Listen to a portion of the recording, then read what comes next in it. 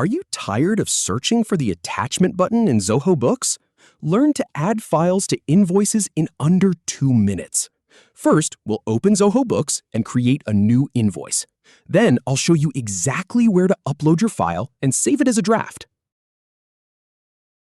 Open Zoho Books in your browser. Click on the plus icon to create a new transaction. From the drop-down, choose Invoice to begin a new invoice. Now, select an existing customer from the list or add a new one by typing their name. The customer's details will populate the invoice.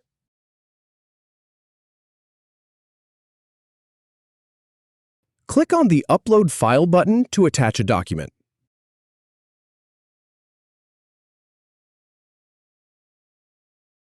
Finally, click Save as Draft to keep the invoice for later.